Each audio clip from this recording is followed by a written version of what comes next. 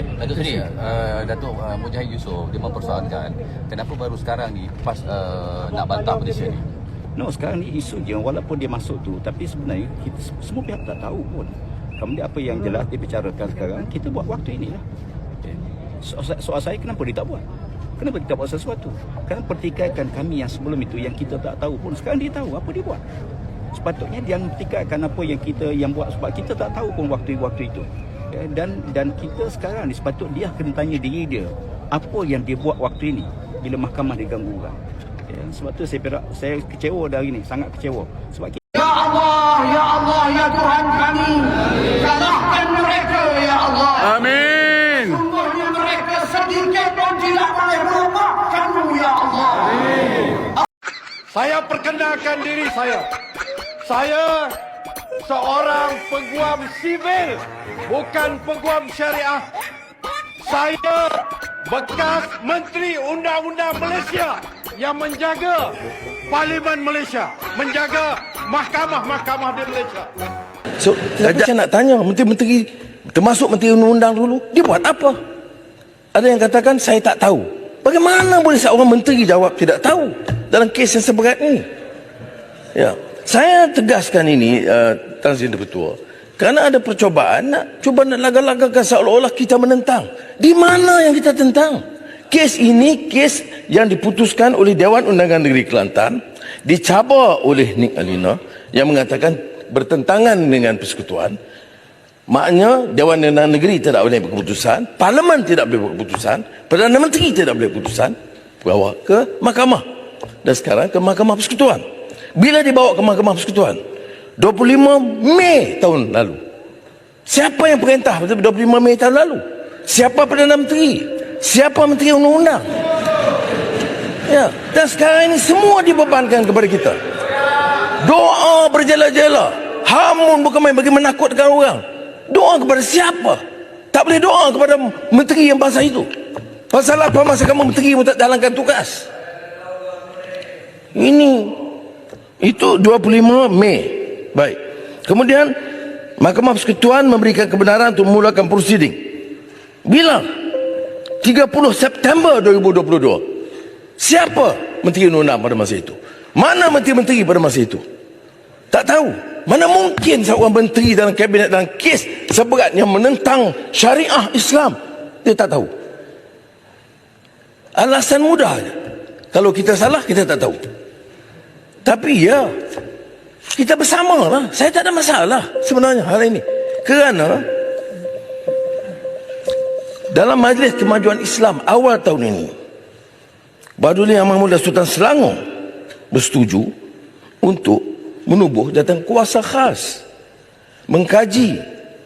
Kita tak boleh dalam perlembagaan negara kita yang disetujui daripada merdeka sampai sekarang memberikan ruang kepada semua negeri buat undang-undang sendiri dan melibatkan kes sebenarnya. Kerana mahkamah ada mahkamah syariah, ada mahkamah sivil di bawah federal, mahkamah syariah bawah negeri, polis di bawah federal, penjara di bawah federal. Jadi sebab itu harus ada rundingan. Mengapa tidak ada rundingan pada tahun 2020-2021? Tanya menteri pada masa itu, jangan tanya saya. Saya jadi Perdana Menteri, kita tubuh tentang kuasa, kaji. Mengapa kita harus kaji? Kerana dia melibatkan bukan saja Kelantan, Terengganu, Kedah dan Perlis. Dia melibatkan Sarawak, Sabah, Pulau Pinang, Selangor, Perak, Johor, semua negeri-negeri. Harus ada ruang mereka mengkaji. Baik, apakah kita menentang pelaksanaan syariah? Saya jawab tidak. Siapa yang perkenalkan 1211A? Perundangan Kota Baru Lebih Ma'arif yang substantif dalam mengangkat martabat mahkamah syariah. Saya yang bawa. Sejak itu ada pindahan-pindahan kecil, tapi sampai sekarang belum ada. Apa maksud 1211A? Cadangan perbincangan dalam Badan Perundingan Islam yang saya kongsikan bersama dengan Tan Sri KSN masa itu, Tan Sri Hashim Aman, dan nasihat Profesor Ahmad Ibrahim. Kerana pada masa itu beberapa keputusan mahkamah sivil melanggar mahkamah syariah dan mengenepikan keputusan mahkamah syariah. Jadi kepada orang-orang kata kamu kan Islam, saya sebut, kalau kita nak martabatkan mahkamah syariah, tidak memaksa orang bukan Islam, tapi tidak mensabah bagi orang bukan Islam umpamanya menggunakan mahkamah sivil mengedepikan keputusan mahkamah syariah.